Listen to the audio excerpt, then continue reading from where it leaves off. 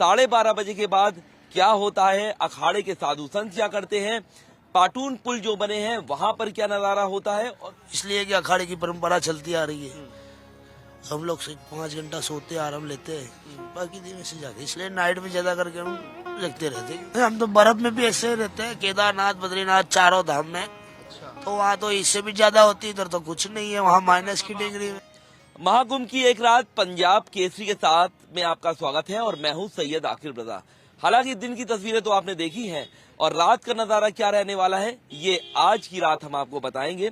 हालांकि अगर हम समय की बात करें तो 12:30 बज चुका है और महाकुंभ की रात में 12:30 बजे के बाद क्या होता है, अखाड़े के साधु संत क्या करते हैं, पाटून पुल जो बने हैं वहां पर क्या नजारा होता है और किस तरीके से जो जगमग रोशनी जो हमारे पीछे आप देख सकते हैं वो जगमगाती है, वो भी हम आपको दिखाएंगे। हमारे साथ हमारे सीनियर सहयोगी हैं सौरभ गुप्ता हैं, जो पिछले कई दिनों से कुंभ को कवर कर रहे हैं। सौरभ भाई, आपने भी दिन में तो काफी स्टोरी कवर की है और ये एक स्पेशल हम लोग की स्टोरी है जो रात का नजारा हम दिखाना चाहेंगे। पहले बात तो ये है कि देर रात का वक्त है, 12:30 बज चुके हैं, कैसा लग रहा है नजारा? कड़ाके की ठंड है, टोपी डाली हुई है, जैकेट है, लगभग तापमान 10 डिग्री के आसपास है। मेरे लिबास को देखकर आप समझ सकते हैं। लेकिन कड़ाके की ठंड में भी सैयद लोगों का जो मैं जुनून देख रहा हूँ वो काबिले तारीफ है। कोई कह नहीं सकता, कहते हैं मुंबई कभी सोती नहीं है, तो मुझे लगता है महाकुंभ में प्रयागराज भी कभी सोता नहीं है। रास्ते में कितना जाम हम लोग देखते हुए आए हैं,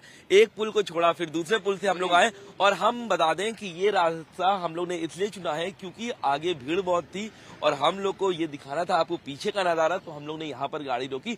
अब हम कहाँ चलेंगे, अखाड़े चले या पहले पाटून पुल? पहले पाटून पुल से शुरुआत करनी चाहिए कि रात को कितना रश है वहाँ पर, फिर पाटून पुल से आगे बढ़ेंगे, फिर देखते हैं अखाड़ों में इस वक्त क्या चल रहा है। बिल्कुल, तो अगर हम बताएं पाटून पुल की तो 30 पाटून के पुल जो हैं वो इस बार बनाए गए हैं। हालांकि एक छोर से दूसरे छोर जो लोग हैं, श्रद्धालु हैं, वो वहां पर जाते हैं गंगा स्नान करने के बाद। तो अब सीधे रुख हम लोग करेंगे पाटून पुल का और आपको दिखाएंगे कि वहां का कैसा नजारा है। अब हमारी टीम पहुंच चुकी है अखाड़े वाली गली में। आप देख सकते हैं ये सेक्टर 20 है और हमारे ठीक सामने आप देख सकते हैं कि पंच दशनाम जूना अखाड़ा है। और अगर वक्त की बात करें तो वक्त करीब 1:30 बजे का है और ऐसे में अब हम यहाँ के साधु संतों से बात करेंगे। पहले आप नजारा देख लीजिए कि यहाँ पर जो श्रद्धालु हैं वो यहाँ पर आए हैं और रात का जो नजारा है वो देख रहे हैं। आप कहाँ से आए हैं? मैं प्रतापगढ़ यूपी से आया हूँ। अच्छा, कैसा लग रहा है रात का नजारा आपको? बहुत अच्छा लग रहा है यहाँ का नजारा। अच्छा, और देख रहे हैं साधु संतों से सब कुछ है, कुछ साधु संत तो अजीब ढंग से हैं, बाकी तो कुछ सही है। तो सही है। हाँ, कुछ गंगा तो- स्नान किया आप लोग ने? अभी नहीं। हम लोग सुबह के 4 बजे हम लोग गंगा स्नान करेंगे और यूपी से प्रतापगढ़ से हम लोग आए हैं और बाबा योगी का बहुत अच्छा मैनेजमेंट है कि हम लोग। क्या नाम है आपका? मेरा नाम प्रशांत सिंह है। ठीक है, तो ये देखिए प्रशांत भाई थे जो बता रहे थे। अब हम अपने सौरभ भाई से कहेंगे कि वो सामने जो है रुद्राक्ष वाले बाबा हैं, आप उनसे बातचीत करिए कि आखिर वक्त है, रात का वक्त है और किस तरीके से रात में वो लोग को आशीर्वाद देते हैं। अभी वो कुछ लोग को आशीर्वाद भी दे रहे थे, हालांकि इधर भी कुछ साधु संत बैठे हुए हैं। लेकिन सौरभ भाई, आप जो है महाराज से बात करिए, हरिद्वार से आए हैं रुद्राक्ष वाले बाबा के नाम से। देखिए, दूर दूर से संतों का समागम हुआ है। संगम की धरती पे न केवल 3 नदियों का संगम होता है बल्कि कई सन्यासियों का भी संगम होता है। तो रुद्राक्ष वाले बाबा इस वक्त हमारे साथ हैं, उनसे जानेंगे कि आखिर देर रात वो जाग रहे हैं, तपस्या में लीन होते हैं। हालांकि साधुओं के सोने का कोई वक्त नहीं होता। बाबा, सबसे पहले तो आपका नाम? हम श्री पंदशनाम जूना अखाड़े से हरिद्वार गिरी नागा बाबा रुद्राक्ष वाले। ये रात में आपने बोला बड़ा अच्छा लगा हमको। प्रश्न है एक जात का सवाल, बोलो या कुछ भी बोलो आंसर इसका। इसलिए कि अखाड़े की परंपरा चलती आ रही है। हम लोग से 5 घंटा सोते आराम लेते हैं, बाकी दिन से जाके इसलिए नाइट में ज्यादा करके हम लगते रहते हैं। क्योंकि आपने देखा इधर चोर जगह भी ऐसे ही बहुत लूटपाट भी होती है, मारा मुड़ी भी होती है। इसलिए हमारे साधु से हम अखाड़ा है, सामने अखाड़े के गेट में कैमरे की निगरानी में भी है। बाबा, आपने चोरी का जिक्र किया, तो क्या साधुओं के साथ भी चोरी होती है? सारा लोग ले जाते, क्या बताओ, सब नहीं छोड़ते, ध्यान रखना पड़ता है, क्या बात करते हैं। तो आपकी उम्र क्या है? उम्र का तो कुछ पता नहीं, मेरे को भी नहीं पता। अच्छा, तो रात भर जागते हैं, कुछ सोने की आपकी टाइमिंग क्या है? सो लेते हैं ऐसे तो दोपहर में 12 से 4 बस, बाकी पूरे दिन जगते हैं, चाहे इधर चाहे उधर। रात भर जिस तरीके से आपका समय गुजरता है, आप रात भर क्या करते हैं, क्योंकि 1:30 बजे का वक्त है? हाँ, तो बस पूरी रात ऐसे ही भजन में लीन रहते। चाहे कोई एक बात है तो पब्लिक आ गई, अभी सब सन्नाटा हो जाएगा आधे घंटे में। यार ये जागते रहेंगे? जी। एक सवाल मेरा भी है जी। कि महाराज ठंड बहुत ज्यादा है, हम लोग को भी ठंड देखिए इतनी रात लग रही है, ठंड आप लोग को लगती नहीं है, कारण क्या है? और अब तो 1:30 बजे का वक्त है, 2 बज रहे हैं, तो ठंड को कैसे आप लोग कंट्रोल करते हैं? देखो, ये नागा सन्यासी 10 नाम की चादर उठते, जिसमें बसमी बोलते हैं स्वयं। तो बसमी में एक 10 नाम की चादर, जैसे आपने वस्त्र पहना, कोई भी वस्त्र है तो एक हमारी चादर है, तो उसको हम उड़ते, इसको ठंडी नहीं, एक जो बसमी की क्रिया होती है तो उससे होती है, तो इसलिए ठंडी नहीं लगती। बिल्कुल भी ठंड का अनुभव नहीं हो रहा, क्योंकि होता है ना कभी कभी कि दूसरे ने जिस तरीके से जैकेट डाली होती है तो सामने वाले को खुद ब खुद ठंड लगने लग जाती है। हम तो बर्फ में भी ऐसे रहते हैं, केदारनाथ बद्रीनाथ चारों धाम में। तो वहाँ तो इससे भी ज्यादा होती है, इधर तो कुछ नहीं है, वहाँ माइनस की डिग्री में। कितने साल हो गए बाबा आपको नागा सुनने के? कहते हैं कि जब बचपन से आप अब अपने नागा साधु, जब आपने वेश धारण किया है, जो संकल्प लिया है नागा साधु बनने का, तो मैंने सुना कि कहते हैं कि कुछ जो पहले का नाम होता है, आधार कार्ड भी दोबारा बनाया कि नहीं बनाया? जी जी बिल्कुल, ये हमारे 10 नाम का एक जो बोला जाता है, इसमें आप देख भी रहे हो हमारे बैनर उधर लगाया है। और दूसरी बात आधार कार्ड की, तो ये बड़ी प्रश्न किया आपने अभी, क्योंकि आधार कार्ड तो जरूरी है, साधु जीवन है, तो ऐसा नहीं है कि ग्रस्त साधु हम गुफा में रहते तो हमारा गुफा का नाम का जंगल का आईडी होता है। अच्छा, आईडी में पूछने वाला, एड्रेस में पूछने वाला। आधार कार्ड होता है, आधार कार्ड जो अपना हमारा एड्रेस रहता है वही, पर गुप्त गंगा में होता है जिस पर कोई नहीं देख पाता है। तो कोई परमानेंट एड्रेस नहीं होता बाबा का? होता है ना, 365 दिन की गुफा में हर हर महादेव। अब सुबह जैसे ही सुबह होगी, कहते हैं ब्रह्म मुहूर्त होता है, सुबह 5 बजे से शुरू हो जाता है, तो फिर क्या क्रिया रहती है? आप सुबह उठ के कैसे, मतलब सोते तो है नहीं रात भर, तो अब सुबह उठ के क्या आप कैसी क्रिया करते हैं, कैसे पूजा पाठ करते हैं? अभी जगह रहते हैं बेटू, सुबह में हो जाएगी तो 4 बजे स्नान ध्यान हो जाएगा, ठंडे पानी में, एकदम बिल्कुल गर्म पानी की आवश्यकता ही नहीं है हमारे को, चाहे केदार बद्री कोई भी धाम हो। तो 4 बजे हमारे स्नान ध्यान होके बसमी चढ़ जाएगी, फिर पूजा पाठ हमारा नित्य कर्म हम करेंगे। साधुओं को थकावट नहीं होती है, लेकिन है तो मनुष्य शरीर ही, तो कभी तो थकावट होती होगी ना? ये मन को मानना पड़ता है, चाहे कोई भी मनुष्य हो, ये जीव तो मनुष्य है। कितने किलो की आप पूरी मुकुट, रुद्राक्ष वाला मुकुट, अगर हम पूरे रुद्राक्ष की बात करें, कितना किलो वजन आपकी शरीर में रहता है? ये 80 kg है टोटल। जी। और आपका? हमारा तो कोई हमको मालूम नहीं, कभी जी की नहीं कराया जीवन में। अच्छा, मतलब कि हम ये कह सकते हैं कि 75 किलो अगर आपका वजन है तो आप 80 किलो का वजन की रुद्राक्ष आप पहनते हैं। बिल्कुल, वो तो आप देख ही रहे बैनर में पूरा। गर्मी हो या सर्दी, सर्दी का जिक्र तो किया हमने, लेकिन गर्मी में भी हम कोई ऐसे कपड़े पहनते हैं तो हमें भारी भरता है, तो लगता नहीं कि 80 किलो बहुत है? तो ये भी रखा है, तो ये तो चलो एक है मर्यादा पुरुष, तो खाली बाकी ऐसे नंगे बाबा लोग हैं, खाली ऐसे ही रहते, हरिओम दत्त रहते हैं। ये तो एक बात हो गई कि थोड़ा मर्यादा में घूमना पड़ता, बाहर निकलते माई बहन अपनी पे, जब ये मेला ठेला रहता है उसमें दर्शन ही नागा बाबा रहते हैं, पहले दर्शन देने गुप्त में से बाहर आ जाते, फिर वापस गुप्त में चले जाते। अच्छा, एक आखिरी सवाल लूंगा बाबा आपसे। वैसे तो अमृत स्नान वाले दिन नागा साधुओं की टोली जाती है स्नान करने के लिए, तो साधु संत आप क्या रोज जाते हैं गंगा में डुबकी लगाने के लिए, या सिर्फ शाही स्नान वाले दिन ही? ये शाही स्नान का महत्वपूर्ण रहता है, उसका पूरा विधि विधान होती है उसी दिन, जैसे कि 14 तारीख आपका मकर संक्रांति हो गया, मौनी अमावस्या हो गया, दूसरा स्नान है, तो ये जो 3 स्नान मुख्य है, तो उनका विधि विधान से, क्रियाक्रम से और टाइम से स्नान होता है। देवताओं को, हमारे जो अखाड़े के सारे अखाड़े के देवी देवता है, पहले उनका स्नान होता है, फिर हमारे बाबा लोग का। मेरे मन में एक और उत्सुकता थी, और वो ये थी कि आप बिल्कुल भगवान शंकर की तरह पूरे अपने शरीर पर आपने भस्म लगाई हुई है, तो क्या आपको स्पर्श करने का अधिकार किसी को है? हाँ बिल्कुल, पर दूर से थोड़ा, देखिए पब्लिक टेढ़ जाती है, आपको छू नहीं सकते? न दूर से, ये मत्था इधर टेको, मंदिर में जाते तो महादेव को थोड़ी ना गले लगा लेते, नमन ऐसे ही करना, मन से करो या दूर से करो। वैसे आजकल कई जगह हमने देखा बाबा बहुत क्रोधित हो जाते हैं, तो बेटा बहुत होते हैं, क्योंकि उससे भीड़ जमा हो जाती है। अब पहले के जमाने में हम छोटे थे, इतने बच्चे, तब देखा था हमारे गुरु पीरों की आज्ञा के। हाँ, बिल्कुल बिल्कुल, मैं वही बोलने लगा। सुनो, नहीं अभी नहीं मारेंगे बेटा, तू न्यूज लेने आया इसलिए, बाकी हम दौड़ाते भी, अभी तू जाएगा ऐसा सब खाली हो जाएगा। एक बात क्यों, क्योंकि पहले के जमाने में हमने देखा है, आज से 15 साल पहले जब बच्चे थे गुरु महाराज की शिक्षा में, तब लोग दूर से हाथ जोड़ते थे, नमन करते थे। आज साला पहले मोबाइल या तो लाइव कर देंगे, तो ये सब क्या है? पहले नमन करो, देवता पूछो। साधु इसलिए क्रोधित होता है, उसको बिना पूछे आप फोटो ले जाओगे, करोड़ों करोड़ों में बेचोगे।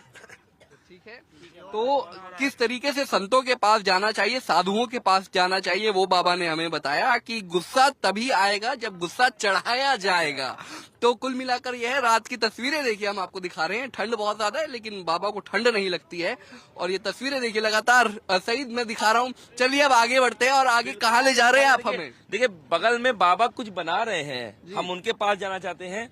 और रिंकू भाई से हम कहेंगे कि देखिए महाराज हैं जो यहाँ पर आप देख सकते हैं, चाय जो है शायद मेरे ख्याल से चाय बना रहे हैं। क्या महाराज चाय बन रही है शायद? बिल्कुल, तो आप देख सकते हैं कि यहाँ पर चाय बन रही है, और कुछ श्रद्धालु जो आए हैं वो भी आपको यहाँ पर दिखाई दे रहे होंगे कि वो यहाँ पर बैठे हुए हैं। तो ये भी देखिए, ये भी नजारा है। बिल्कुल 2 मई बिल्कुल का। बिल्कुल बिल्कुल। मेरे को बाबा के हाथों में एक नहीं सही कई घड़ियां बंधी हुई दिखाई दे रही है। दोनों हाथों में घड़ियां है। मेरे को बहुत उत्सुकता हो रही है जानने में कि आखिर इतनी घड़ियां बांधने का रहस्य क्या है, क्या कारण है, पूछूंगा। बिल्कुल इनसे पूछें, क्योंकि हम बात बिल्कुल। करें तो इनको घड़ी वाले बाबा भी कहा जाता है जी। सबसे पहले हम लोगों से बात करते हैं। भैया देखिए, आप ये घड़ी पहने हुए हैं, ये लोग देख रहे हैं, बाबा घड़ी पहने हैं। क्या कहना चाहते हैं? ऐसे बाबा कहीं दिखे हैं? नहीं नहीं, ऐसे बाबा कभी नहीं दिखे हैं, और ये प्रयागराज का हमारा बहुत बहुत अच्छा एक्सपीरियंस है। और ये मतलब जो नज़ारे हैं, हम अभी शाम को ही पहुंचे हैं यहाँ पे, तो ये नज़ारे जो है बहुत ही अद्भुत और एकदम डिफरेंट फीलिंग देते हैं। स्नान करने पहले आए या सीधा बाबा को देखने आए? नहीं, बाबा जी को देखने शाम को, बाकी यहाँ पे घूम रहे थे, उसके बाद अब कल सुबह स्नान करेंगे। तो अभी तक कितने अखाड़ों में अभी तक? अभी तो 2-4 ही जगह, 1-2 सेक्टर ही घूमे हैं, 20 नंबर 19 नंबर ये।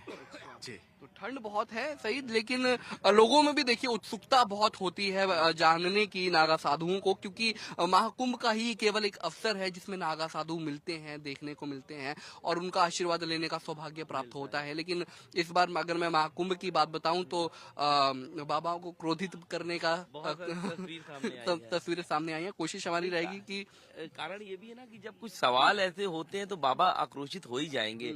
और जैसे आप देख रहे हैं कि नॉर्मल तरीके से मिल रहे हैं, हमसे मिले वो, हमने भी उनसे, हमने तो बहुत सारे सवाल कर लिए। रात के 2 बजे, दिन भर के बाद वो थक जाते हैं, और अगर हम 2 बजे उनसे सवाल कर रहे हैं तो वो क्रोधित नहीं हुए।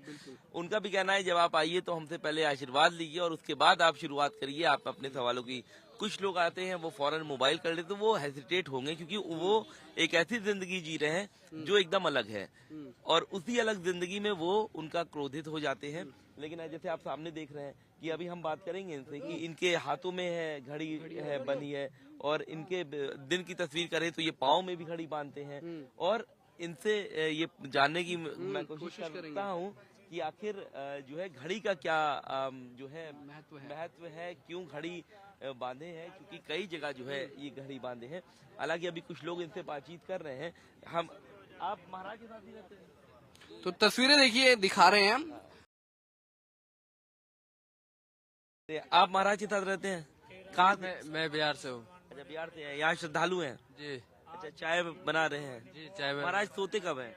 महाराज मेरे को पता नहीं कब सोता है। महाराज का कोई ये नहीं कि कब सोते हैं। अच्छा। 3 दिन से अभी जगह है। जग रहे हैं। कहाँ से आए महाराज? महाराज शायद कामाख्या के हैं। ये महाराज जो सो रहे हैं ये नागालैंड के हैं। अलग अलग जगह से लोग आए हैं। और आप कहाँ से आए भाई साहब? हम मिर्जापुर से आए हैं। मिर्जापुर में कैसा लग रहा है महाकुंभ? बहुत अच्छा लग रहा है।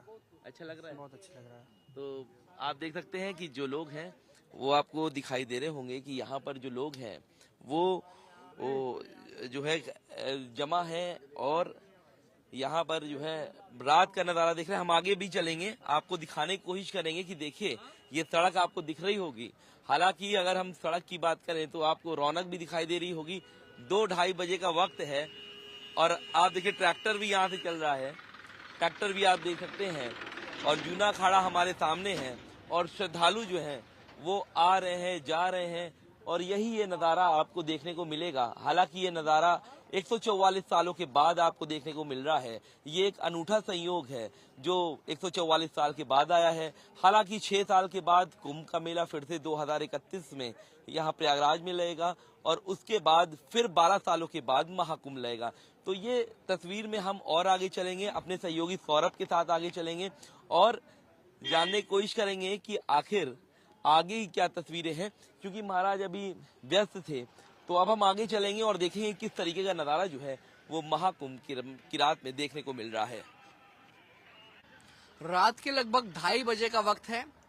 कई नागा साधु सो रहे हैं, कई जाग रहे हैं, कई तपस्या कर रहे हैं, लेकिन जनता है जो अभी भी इन सड़कों पर राह ताक रही है। नागा साधुओं की देखना चाहती है, नागा साधुओं की एक झलक देखना चाहती है, संस्कृति की एक झलक। और ठंड काफी ज्यादा है, जैसे मैं बात कर ही रहा हूँ, मेरे लिबास को देखकर आप पहचान सकते हैं। और ऐसी ठंड के मौसम में भगवान की भक्ति करना तो खैर सबसे बड़ी बात होती ही है, लेकिन खुद के शरीर को मजबूत रखना भी बेहद जरूरी है, क्योंकि अगर आपको सुबह उठते ही संतों का आशीर्वाद लेना है, नागा साधुओं को देखना है, कुंभ का जो मेला चल रहा है उसको देखना है, तो उसके लिए सबसे जरूरी है खुद को बचाना। और देखिए इस शीत लहर के बीच में कुछ लोग आग को सेक रहे हैं, कुछ चाय की चुस्कियां ले रहे हैं। लोगों से बात करेंगे, कब आए, कहाँ से आए और किसका इंतजार इतनी रात को? हम आए हैं प्रयागराज से ही हैं। यहाँ पर नागा सन्यासी आते हैं, मान लीजिए रात में से 4 बजे 3 बजे निकलते हैं, तो दर्शन के लिए लोग खड़े रहते हैं पर, तो उनका जो निकलता है जुलूस वही दर्शन होता है हम लोगों का। तो नागा साधुओं को देखने के लिए उत्सुकता आप देखिए लोगों की कितनी ज्यादा है। आप कहाँ से हैं? हम रायबरेली से हैं। अच्छा, बरेली से। रात को इस वक्त किसका इंतजार, नागा साधुओं को देखने के लिए आए? जी, नागा साधु और स्नान करने आए हम लोग। अच्छा, तो स्नान किया, डुबकी लगाई? नहीं, स्नान कर चुके हैं हम लोग। अच्छा, तो कुछ और लोग भी हैं आग सेक रहे हैं हमारे साथ। राधे राधे जी। राधे राधे, लगता है वृंदावन से है। हाँ जी बिल्कुल, नहीं मैं गुड़गांव से हूँ, लेकिन राधा रानी का भगत हूँ मैं, तो साधु संतों की सेवा कर। दिन में क्यों नहीं, रात को आखिर क्यों?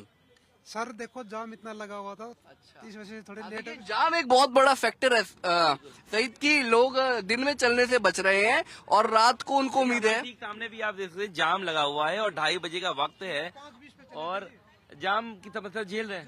जाम ये कम से कम लगा हो गया है मेरे हिसाब से, आज मिनिमम दिन में जाम जो लगा हुआ है कम से कम 7 घंटे से जाम लगा हुआ है। जो भीड़ आप देख रहे हैं मेला में, लोगों को मेला में आने के जो उत्साह है कितना बढ़ रहा है लोगों के प्रति, कि लोग कम से कम 2.5 घंटे 3 घंटे पुल में जाम फंसते हैं, तब कहीं जाकर मेला में प्रवेश कर पाते हैं। जी देखिए, ये एक लोगों को बड़ी समस्या का सामना करना पड़ रहा है। हमने भी आपको देख लिया, हमें भी ठंड लग रही थी और जब हमने देखा कि ये सब लोग आग सेक रहे हैं तो हमने भी गाड़ी से, जोश भी बढ़ता है ना थोड़ा, बढ़ता है, क्योंकि जिस तरीके से ठंड है और 2-2:30 बजे का वक्त है, और लेकिन यहाँ पर नजारा देखिए जैसे लग रहा है शाम के 6:30 बजे हो और आराम से लोग देखिए गाड़ी से सफर कर रहे हैं, पैदल भी हैं। लग ही नहीं रहा है कि चेहरे पर कि उनको नींद का असर है।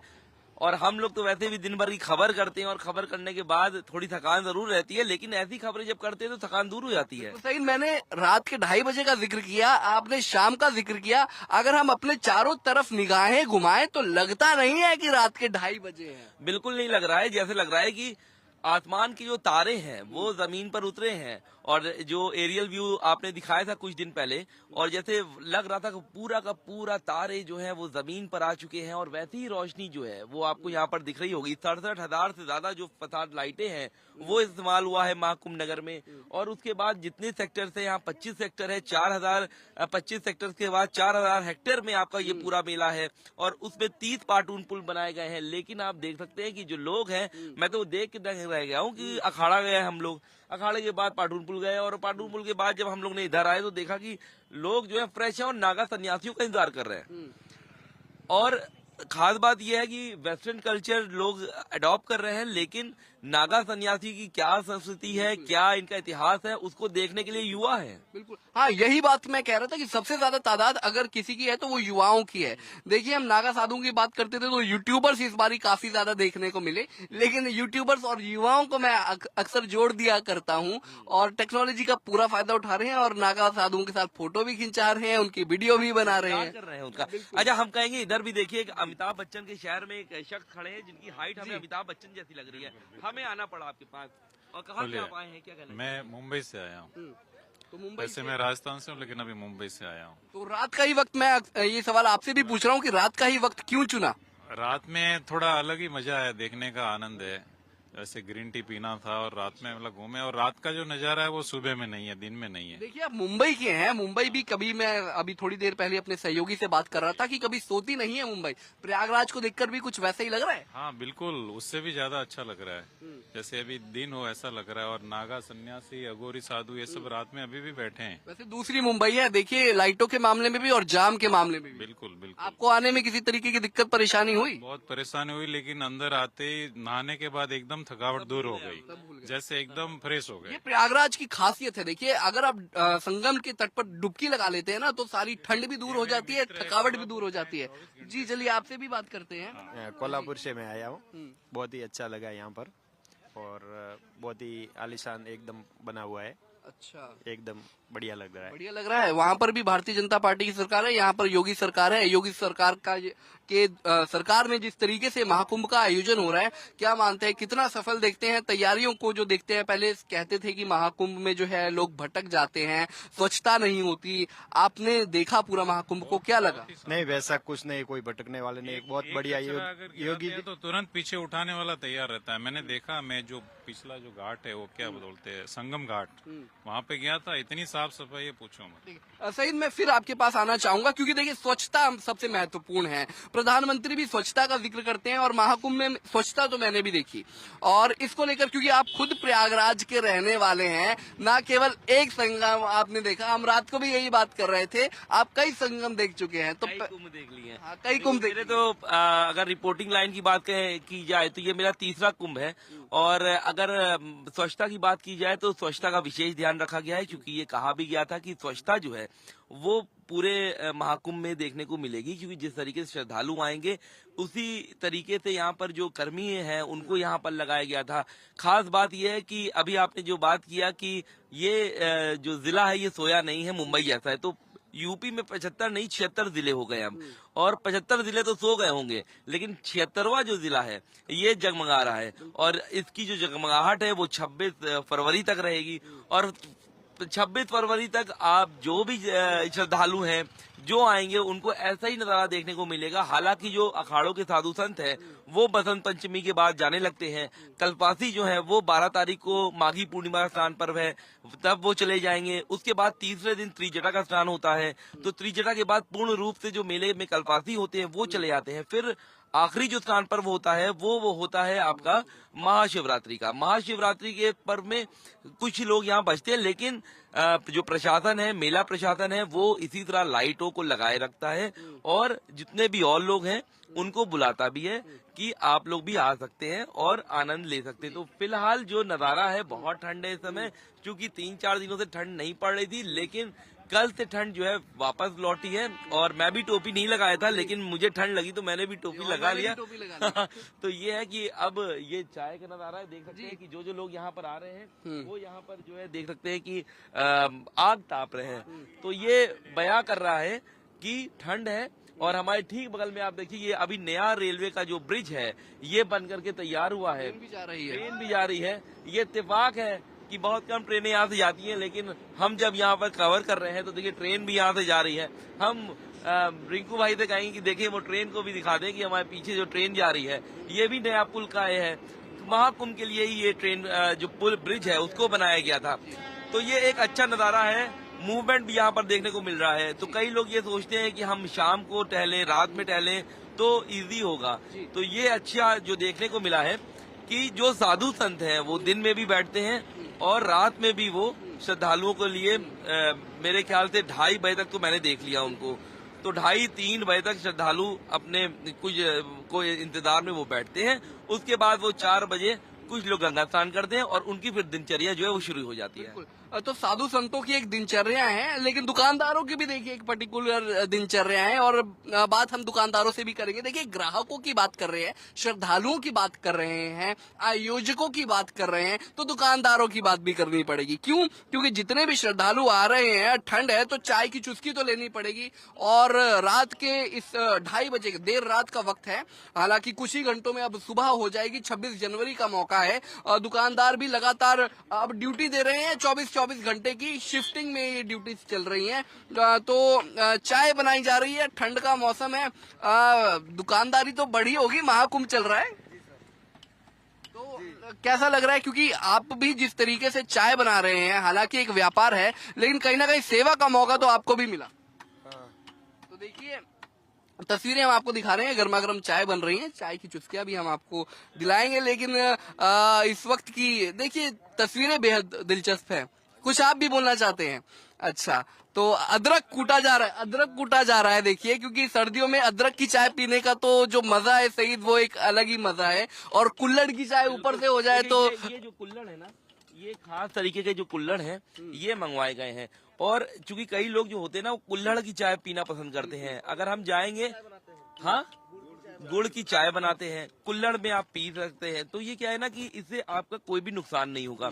अगर आप पहले पन्नी की, आपको याद होगा, डिस्पोजल वाली पन्नी में चाय पीते थे, फिर पेपर वाले उसमें हुआ, लेकिन कुल्हड़ इजी है, कहीं पर भी ये अगर फेंका भी जाएगा तो ये मट्टी हो जाएगा। हम अपनी पुरानी चीजों को फिर से उसी दौर में वापस आ रहे हैं। देखिए इनके यहाँ सारे कुल्हड़ यहाँ पर रखे गए, और 3 जगह चाय के लिए, 1, 2 और तीसरी का ये कूटा जा रहा है, मतलब ये अदरक कूटा जा रहा है। तो चाय बनाने के लिए देखिए एक तरफ मैगी बना रहे हैं, देखिए मैगी बना रहे हैं, इधर ये चाय और इधर अदरक। तो और ये करीब 2 बजे 2:30 बजे के बाद का नजारा है। तो आप समझ सकते हैं कि दिन में इनकी 24 घंटे मुझे लग रहा है आप काम कर रहे होंगे। क्यों बाबू जी? आपसे हम ये कहना चाहते हैं यहाँ से कि जो गैस है वहाँ 850 मिल रहा था, यहाँ से 950 रुपये मिलता है, जो कि मैं कल गया था तो परसों पहले तो 850 मिला था, अब 950 रुपये मांग रहे हैं। तो 900 रुपये मैं दिया था, और बोले ना अब आएंगे तो 950 रुपये लगेगा। और सब यहाँ के माहौल सब ठीक ठाक है, चाय भी नंबर 1 है, आप लोग पी के देखिए पहले।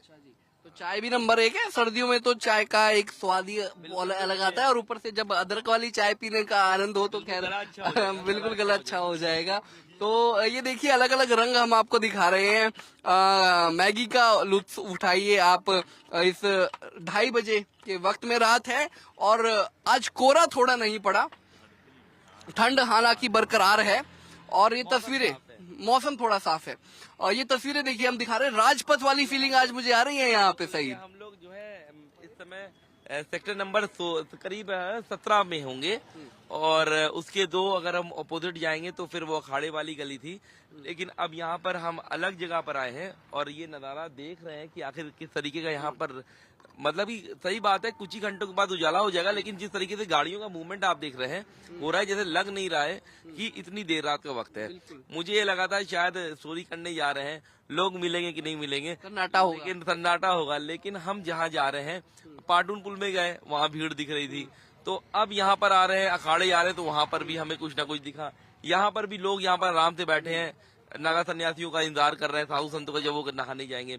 तो ऐसे ही जो दिलचस्प तस्वीरें हैं वो आपको महाकुंभ में ही देखने को मिलेगी। अब आगे भी चलेंगे और आपको दिखाएंगे, और हम आपको दिखाएंगे कि आखिर क्या नजारा महाकुंभ का है। बिल्कुल, अब अगली तस्वीरें दिखाएंगे, लेकिन मैं इस पथ के बारे में आपको थोड़ा सा बताना चाहूंगा, क्योंकि मौका 26 जनवरी का है, और 26 जनवरी में इस बार क्या खास होने वाला है मैं आपको बता दूं कि कर्तव्य पथ पर इस बार महाकुंभ की झांकी भी उत्तर प्रदेश सरकार की तरफ से देखने को मिलेगी। तो ये पथ भी मुझे आज उस कर्तव्य पथ की तरह ही लग रहा है, जहां पर महाकुंभ की झांकी होगी, और ये महाकुंभ का जो पर्व है काफी ज्यादा खास है। कुछ और तस्वीरें अब आपको दिखाएंगे, बने रहिए हमारे साथ।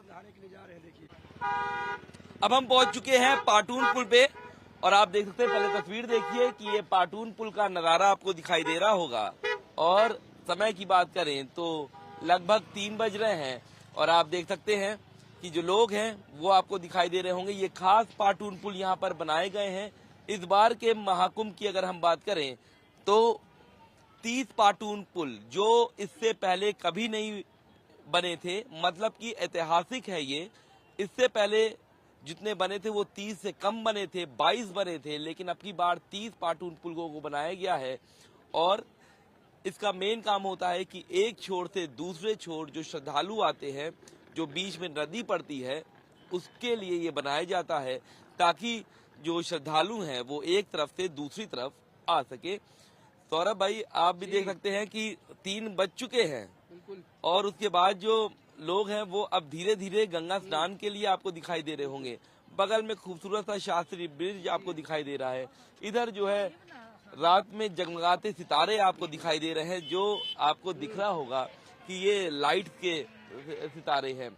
कैसा नजारा लग रहा है। और पाटून पुल, ये विशेष अस्थायी पाटून पुल है, ये सब हट जाएंगे और लेकिन इतने स्ट्रांग बनते हैं कि इसमें इतने लोग का वजन भी रहता है। लेकिन ये सब जब महाकुंभ खत्म होगा तो धीरे धीरे इनकी संख्या 30 होगी, फिर 30 के बाद 20 होगी, फिर 10 होगा, फिर 5 होगा, फिर 1 होगा, फिर कोई नहीं बचेगा। जी, तो देखिए गंगा के ऊपर इस वक्त ये पांटून पुल, पीपा पुल जिसे हम हिंदी में कहते हैं, बनाया हुआ है। कल बहती हुई गंगा को आप देख पा रहे हैं, कल बहती हुई गंगा और उसके ऊपर पांटून पुल बने हुए हैं। कुल मिलाकर कितने 30 पुल है शायद। 30 पुल बने। इससे पहले की अगर हम बात करें तो 22 बने थे और 22 के बाद ये एक अलग प्रयोग किया गया है। हालांकि कुछ शिकायतें भी सामने आई थी कि बहुत सारे पुलों को खोलते नहीं है और कई गाड़ियां फंसी रहती है। लेकिन अगर हम प्रशासन की बात करें तो उनका कहना ये है कि इमरजेंसी के लिए रखे आते हैं और अचानक से भीड़ बढ़ेगी तो हम 2 या 3 पुल को अचानक से खोल देंगे। लेकिन लोग का कहना ये रहता है कि हमारी गाड़ियां फंसी रहती हैं, उनको निकालना जरूरी है। तो थोड़ा अब की बार थोड़ा और ये एक तरीके से तैयारी करनी चाहिए सरकार को कि आखिर 30 अगर हम बनाते हैं तो हमें 4 पहिए गाड़ी के लिए, 2 पहिया गाड़ी के लिए और पैदल वालों के लिए किस तरीके से डाइवर्जन करने चाहिए या किस तरीके से रूट प्लान जो है वो ट्रैफिक का करना चाहिए। तो विशेष पुल होते हैं और आप देख सकते हैं कि इससे नीचे जो पाटून है, जो इसको कहते हैं, ये कई किलो के होते हैं। अगर हम बताएं तो 1000 किलो के बराबर, उससे ऊपर ही इनका वजन होता है एक पीपे का। और उसके ऊपर जो है लकड़ी के जो है स्लीपर्स बिछाए जाते हैं इसमें। उसके बाद इसके ऊपर मट्टी डाली जाती है, फिर नट बोर्ड के जरिए चकर प्लेट, देखिए जो देख रहे हैं ना, लोहे की सड़क जिसको कहते हैं, ये चकर प्लेट बिछाई जाती है। किनारे किनारे आप देख सकते हैं कि ये रेलिंग्स की कोई गिरे ना, और ये सब देखिए बंधे रहते हैं। पूरे नदी में आप देखेंगे तो ये बंधे रहते हैं। बांधने का लॉजिक मेरे को समझ नहीं आया। हमारे दर्शक भी जानना चाहते हैं कि आखिर जब इतने बड़े इतने हैवी टन के पीपे पुल रख लिए तो फिर आखिर बांधना क्यों? देखिए नदी का फ्लो बहुत होता है और ये पीपे डिसबैलेंस ना हो, अपनी मूवमेंट को ना छोड़ दे, उसी के लिए ये पीपे के पुल को बांधा जाता है। जगह जगह बांधा जाता है जहां उनको दिखता है कि यहाँ पर उसको हम जमीन से जोड़ करके टाइटली हम नॉट कर सकते हैं। तो उस मकसद से, सुरक्षा के मकसद से कि पीपे डिसबैलेंस ना हो, तो ये पीपे के पुल को उसी तरीके से बनाया जाता है कि मेला अवधि तक चल जाए, उसके 1-2 महीने के बाद भी चल जाए। क्योंकि यहाँ पर जहाँ हम खड़े हैं ये बाढ़ प्रभावित एरिया है। हम जहाँ पर खड़े हैं, और अगर हम बात करें जहाँ हमारा कैंप है या आदि शंकर मंडपम वाला है या लेटे हुए बजरंगबली, सोचिए यहाँ से बहुत दूर है, वो वहाँ तक पानी आता है। हम लोग डूबे हुए हैं इस समय। जहाँ अगर हम पानी में हैं, अभी पानी में है, जहाँ अखाड़े हैं वो डूबे हुए हैं, जहाँ हमारा कैंप है वो डूबा हुआ है, या फिर हम कहें कि जहाँ भी आपकी नजरें जा रही है ना, ये पूरा कई फीट तक यहाँ पर पानी। अगर अगस्त की तस्वीर आप देखेंगे तो हम लोग डूबे हुए हैं। पीपा पुल की हम बात कर रहे थे, लेकिन मैं साथ में देख पा रहा हूँ ये कुछ बड़े वाला भी पीपा पुल का हिस्सा है। क्या है ये? अगर आप इस पर रोशनी डालने की कोशिश। वो जो पीपा देख रहे हैं ये बेसिकली होता है, ये बैलेंसिंग बनाने के लिए पीपा रखा जाता है कि अगर कोई पीपा अगर डिसबैलेंस हो रहा है तो उसको सपोर्ट देने के लिए पीपा होता है। तो इसी पीपे के पुल को ही यहाँ पर लाइन से लगाया जाता है। किसी में 30 लगते हैं, किसी में 40 लगते हैं। जिस तरीके की नदी का डाइवर्जन होता है उस नदी में एक पीपा लगाए जाते हैं। खास बात यह है कि एक पीपा को लाने के लिए एक जो बड़ी ट्रक होती है वो आती है यहाँ पर। एक खर्च कितना होता है इसके ऊपर, क्योंकि एक पीपा पुल बनाने में अप्रोक्सीमेटली कितना खर्च लगता है? कई 1000 करोड़ लगते हैं। इसका पूरा प्रोजेक्ट होता है और उसके बाद यहाँ पर कम से कम 30 जो पीपे के पुल बने हैं, ये समझिए लगभग 2.5 से 3 महीने में ये 30 पीपे के पुल जो है वो तैयार हुए हैं। 2.5 महीने में तैयार हुए हैं। चलिए, तो देखिए पीपा के पुल को तैयार होने में महाकुंभ के इस 4000 एकड़ में, मैं अगर बताऊं उसके हिस्से में 2.5 महीने का वक्त लगा है पीपा पुल तैयार होने में। लेकिन पीपा पुल के बगल पे अगर आप नजर डालेंगे तो तस्वीरें वाकई में बेहद दिलचस्प है, क्योंकि 3 बजे का वक्त सैयद है, लेकिन लोग 3 भी क्रॉस हो गया और लोग अभी भी डुबकी लगा रहे हैं। 10 डिग्री टेम्परेचर है सैयद, ठंडा ठंडा पानी है और इतनी ठंडे पानी में डुबकी लगाना वाकई में श्रद्धा के बेड़े पार है, ऐसा कहा जाता है। कोहरा पड़ता है लेकिन फिर भी लोग सो रहे हैं। तो आस्था देखिए, एक तस्वीर देखिए कि तट के बगल उनको किसी की मान्यताएं होती 4 बजे नहाने की, किसी को 5 बजे की होती है। तो आप देख सकते हैं कि तट के बगल वो लोग वहीं पर बिछा करके सोते भी हैं कि जैसे ही सूरज की पहली किरण हो या उससे पहले हो तो वो यहाँ पर नहाए और नहा करके निकल जाए, क्योंकि तट तक आना सुबह बहुत भीड़ हो जाती है। तो पहले से ही रात में वो लोग आ जाते हैं और अपने तट के किनारे वो सो जाते हैं। तो ये भी नजारा महाकुंभ में ही देखने को मिलता है। जिस तरीके से तैयारियां की गई हैं उस तरीके से जो है श्रद्धालु यहाँ पर आ रहे हैं। बताया जा रहा है कि 8 करोड़ से ज्यादा श्रद्धालु मौनी अवस्था में आएंगे। फिर बसंत का तीसरा जो अमृत स्नान है वो बचा हुआ है। मौनी के लिए अगर हम बात करें तो सूबे के जो मुख्यमंत्री हैं योगी आदित्यनाथ भी यहाँ पर आए, उन्होंने भी जायजा लिया, निरीक्षण किया किस तरीके से तैयारियां चल रही हैं। तो ये हम कह सकते हैं कि मौनी जो पर्व है ये एक बहुत बड़ी चुनौती भी है प्रशासन के लिए, सरकार के लिए, क्योंकि जिस तरीके से भीड़ हमने पिछले 2 स्नानों में देखी है उसका आकलन यही है कि 8 करोड़ का जो फिगर है वो अगर क्रॉस होता है तो जो आप ये अभी सन्नाटा पुल में देख रहे हैं बगल में, यहाँ पर तिल रखने की जगह नहीं होगी। और मैंने ये भी देखा कि लगभग 8000 बसेस मौनी अमावस्या के दिन लोगों को उनके गंतव्य तक पहुंचाएंगी और संगम तट पर लाएंगे भी। बात यहाँ पर मैं संगम तट की इसीलिए कर रहा हूँ क्योंकि लोगों में बेहद कंफ्यूजन है। कुछ लोग गंगा में डुबकी लगा रहे हैं, सोच रहे हैं हमने संगम स्नान कर लिया। कुछ यमुना में डुबकी लगा रहे हैं, सोच रहे हैं हमने संगम स्नान कर लिया। लेकिन सैयद, संगम तो उस स्थान पर है जहाँ पर दोनों नदियों का मिलन होता है। अब बात करें तो जो मेला का प्रांगण लगाया गया है इसमें शायद 4 या 5% होगा जो यमुना की तरफ है, बाकी गंगा की तरफ लगाया गया है। जो उधर आपके फाफामाऊ पुल की बात करें तो उधर से लेकर के जो इधर अगर हम नैनी की बात करें तो नैनी का कुछ ही एरिया यमुना का है, बाकी जो संगम का एरिया है और जो गंगा का एरिया है इधर ज्यादातर सभी सेक्टर, कलपासी भी गंगा में बसे हैं, अखाड़े भी गंगा में बसे हैं। उसके लिए संगम जो है वो एक नाव के माध्यम से लोग को जिनको आना है वो वहाँ संगम में आ सकते हैं। लेकिन जो मेन महत्व है वो गंगा का है। गंगा के स्नान में डुबकी लगाने से अक्षय पुण्य की प्राप्ति होती है। संगम इसलिए जुड़ जाता है कि संगम बगल में जहाँ गंगा और यमुना मिल रही है उसको संगम कहते हैं और सरस्वती अदृश्य होती हैं। तो अगर वहां पर आदमी पहुंच जाता है तो अच्छी बात है, अगर नहीं भी पहुंचता है तो भी अगर आपने गंगा में, क्योंकि गंगा हमारी माँ है, अगर आपने उनको नहला दिया, क्योंकि लेटे हुए बजरंगबली को भी माँ गंगा नहलाती है और कहा जाता है कि जब भी वो नहाए कोई भी आपदा नहीं आती, देश में नहीं आती, प्रयागराज में नहीं आती। तो ये भी हकीकत है, अगर आप गंगा में नहा लिए तो आपको जो है अक्षय पुण्य की प्राप्ति मिल गई। बिल्कुल।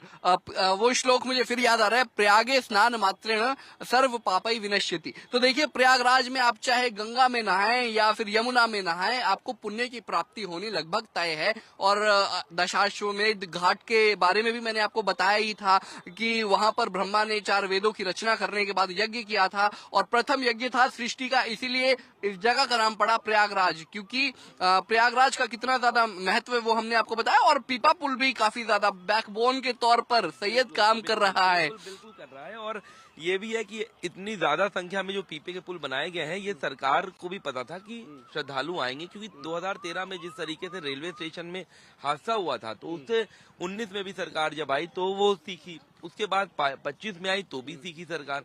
तो ये भी हम कह सकते हैं कि सरकार को पता था कि इतनी करोड़ की यहाँ पर श्रद्धालु आएंगे, तो ये 30 पुल मेन जो है मौनी अवस्था के लिए सुरक्षित करके रखे गए हैं कि कहीं भीड़ ज्यादा होती है तो सभी पुलों को हम इस्तेमाल करेंगे।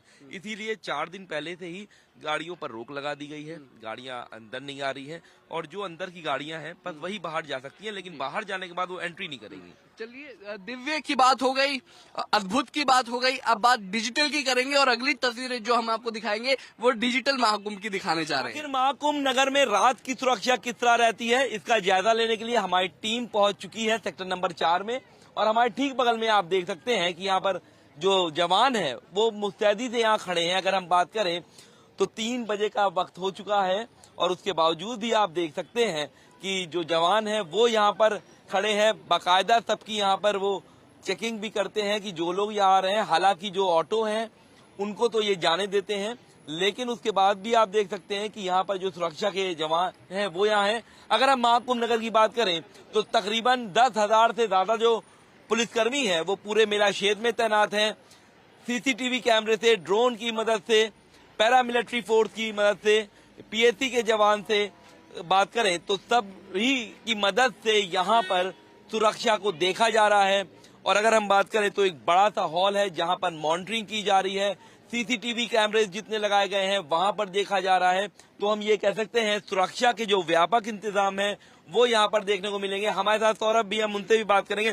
सौरभ, दिन में सुरक्षा रहती है, रात में रहती है, हम लोग तो इनके पड़ोसी भी हैं लेकिन तब भी हम लोग चेक करते हैं, क्या कहना चाहते हैं? बिल्कुल, सबसे महत्वपूर्ण बात ये होती है, देखिए दिन में एक बड़ी जिम्मेदारी रहती है लेकिन रात को वो जिम्मेदारी काफी ज्यादा बढ़ जाती है सही। और रात को कहने की बात है कि शायद से रश कम हो जाएगा, लेकिन मेरे को कहीं रश कम होता हुआ नजर तो नहीं आ रहा। तो ऐसे में पुलिस की भी एक बड़ी जिम्मेदारी है। हम लोग अक्सर पुलिस को कोसते हैं कि हमें यहाँ से जाने नहीं दे रहे, वहां से जाने नहीं दे रहे, लेकिन असल में अगर महाकुंभ में सबसे ज्यादा पेशेंस की किसी की परीक्षा है तो वो मैं मानता हूँ पुलिस कर्मचारियों की है। तो मुझे लगता है एक बार बात करके कोशिश करते हैं, बात करके देखते हैं। बिल्कुल, तो आप देख सकते हैं कि यहाँ पर जो सुरक्षा कर्मी है मुस्तैदी से यहाँ पर खड़े हैं। मतलब खड़े हैं आप लोग मुस्तैदी से, पूरा ध्यान रखते हैं और आप लोग की दृष्टि जो है बहुत तेज होती है, पहचान लेते हैं कि कौन मुजरिम है। बिल्कुल बिल्कुल सर, पहचान लेते हैं। और हम दर्शनार्थियों को जो 2025 का महाकुंभ है, इसका स्लोगन ये है कि आपकी सुरक्षा और हमारा संकल्प। जो भी दर्शनार्थी दूर से आ रहा है तो उसके मन में ये प्रभाव पड़े कि नहीं, उत्तर प्रदेश पुलिस जो है वो अपने पूरी निष्ठा और कर्तव्य निष्ठा के साथ। कहाँ से आप आए हैं? हम सर जौनपुर पोस्टिंग है और बलिया के रहने वाले हैं। क्या नाम है आपका? अशोक कुमार यादव। देखिए, अशोक कुमार यादव जी हैं जो एकदम दिलेरी से, मुस्तैदी से तैनात हैं। आपका क्या नाम है भाई साहब? मनमोहन। मनमोहन जी, अब रात का वक्त है, 3 बज रहा है और जिस तरीके से क्राउड है, कितनी बड़ी आप लोग के लिए समस्या भी रहती है कि अचानक से महाकुंभ जैसे चीजों को आप लोग देख रहे हैं? जी जी रहती है। अच्छा, सब पर पैनी नजर रखते हैं? जी, पूरी पैनी नजर है। जो श्रद्धालु आते हैं, हम लोग की कोशिश यही रहती है हम लोग को संतुष्ट होकर वो जाएं। बिल्कुल, तो आप देख सकते हैं कि गाइड का भी यहाँ पर काम करते हैं, यहाँ पर जो सुरक्षा के जवान हैं। तो हम ये कह सकते हैं कि चाहे दिन हो चाहे रात हो, सुरक्षा के जो व्यापक इंतजाम है वो किए जा रहे हैं। समय समय पर चेकिंग भी की जाती है गाड़ियों की कि कोई भी ऐसी गतिविधि ना हो जाए जो अप्रिय हो।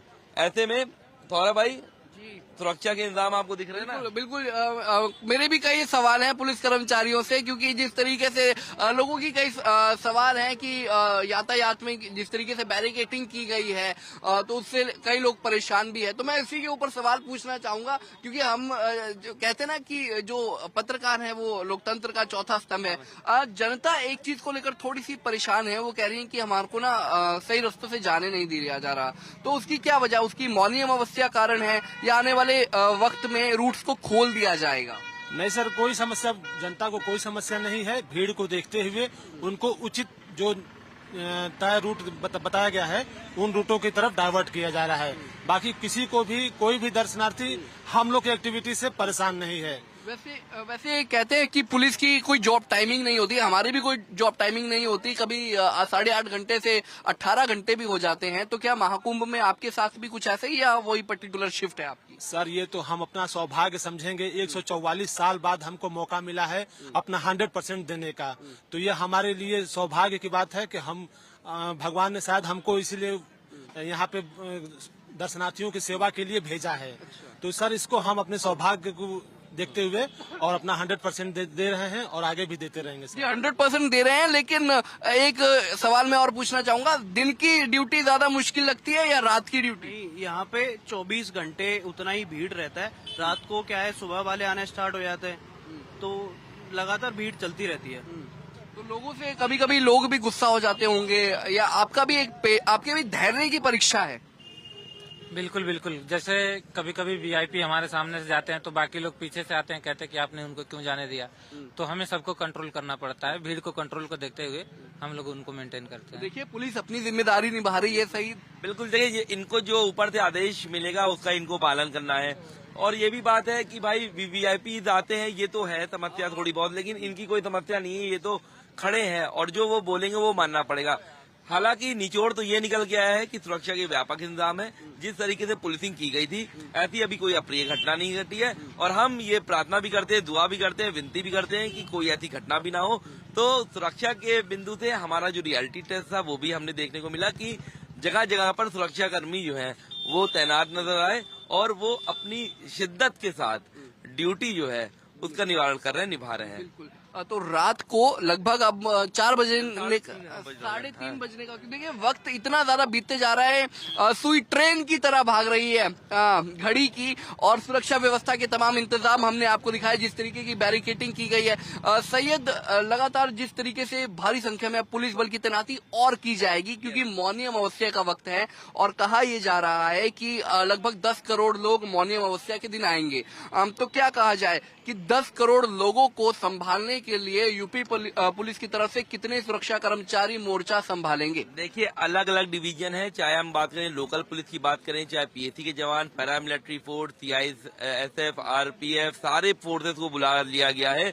10,000 से ज्यादा, करीब 15,000 पुलिसकर्मी जो हैं वो तैनात अलग अलग बिंदुओं पर किए जाएंगे। लेकिन उससे बड़ी बात क्या है कि जो ड्रोन से जो देखा जाएगा सुरक्षा को, ये एक बड़ी चीज है। सीसीटीवी कैमरेज जो लगाए गए हैं, कई जगह ऐसी जगह भी लगाए गए हैं जो सिपाहियों या कांस्टेबल को भी नहीं बताया कहाँ लगे हैं। तो ये भी एक बड़ा विषय है कि ड्रोन से देखना, फिर एआई कैमरे का भी इस्तेमाल किया जा रहा है, फेस मॉनिटरिंग का भी किया जा रहा है, हेलीकॉप्टर्स भी किए जा रहे हैं। तो तमाम जो सुरक्षा की चीजें हैं वो आपको अब की बार देखने को मिलेंगे। जी, तो सुरक्षा के तमाम इंतजाम देखने को मिलेंगे।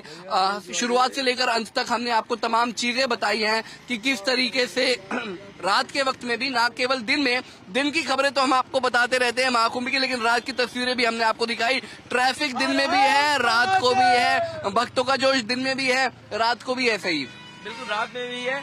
और अब हम लोग आगे चलते हैं और फिर दिखाने की कोशिश करते हैं कि और क्या नजारा है। ठीक है, महाकुंभ की एक रात पंजाब केसरी के साथ का सफर अब खत्म होता है और हमारा सफर शुरू हुआ था रात के करीब 11:30 बजे के बाद, जो कि खत्म हो रहा है 3:45 बजे। और हमारे साथ यहाँ पर सौरभ भाई हैं। सौरभ भाई, अलग अलग बिंदुओं पर हम लोग ने वर्क किया है, अलग अलग जगह गए हैं, कैसा एक्सपीरियंस रहा? तकरीबन अगर हम बात करें तो 4 घंटे का ये सफर हम लोग का था, तो कैसा लगा आपको ये? सच बताऊं, 2 शब्दों में कहूं, ठंड के साथ शुरू हुआ था, जोश के साथ खत्म हो रहा है। क्योंकि जिस तरीके से सोचा, मैंने कहा सो रहा है ये, जहां सो रही है पूरी दुनिया, प्रयागराज भी शायद सो रहा होगा, लेकिन बिल्कुल विपरीत हुआ सईद। क्योंकि जिस तरीके की तस्वीरें हमने देखी, अपने दर्शकों को भी दिखाई, तो कोई नहीं सो रहा प्रयागराज में। दिलचस्प तस्वीरें हैं महाकुंभ के, जो अलग अलग रंग हमने रात को भी दिखाए हैं ना, वो वाकई में दिन वाले रंगों से अलग है। बिल्कुल, तो आप देख सकते हैं कि दिन के रंग से अलग है। जो हम लोग की भी अगर हम बात करें तो दिन में हम लोग ने खबर किया था, रात में ये गुफ्तगू हो रही थी कि अगर हम रात में 11:30-12 बजे जाएंगे, फिर हम लोग को 4 बजे तक करीब आना पड़ेगा वापस, और उसके बाद दूसरे दिन फिर वर्क करना है। हालांकि एक जोश, एक जज्बे के साथ हम लोग ने लौटे हैं, थकान कुछ भी नहीं दिखाई दे रही है। तो ये हम कह सकते हैं कि महाकुंभ की एक रात पंजाब केसरी के साथ का जो सफर है वो अब खत्म होता है। लेकिन कोशिश ये रहेगी कि आगे आने वाले दिनों में भी हम आपको दिखा सके, कि एक बार फिर से नजारा रात का दिखा सके कि आखिर रात में महाकुंभ नगर किस तरीके से रहता है। वीडियो जर्नलिस्ट रिंकू सिंह के साथ मैं सैयद आकिर रजा, अपने सहयोगी सौरभ गुप्ता के साथ, पंजाब केसरी टीवी, महाकुंभ नगर, प्रयागराज। हमसे जुड़े रहने के लिए हमारे YouTube चैनल को सब्सक्राइब करें और नई वीडियो की नोटिफिकेशन के लिए बेल आइकॉन को दबाएं। अगर आप ये वीडियो Facebook पर देख रहे हैं तो लाइक जरूर करें और ज्यादा से ज्यादा शेयर करें। धन्यवाद।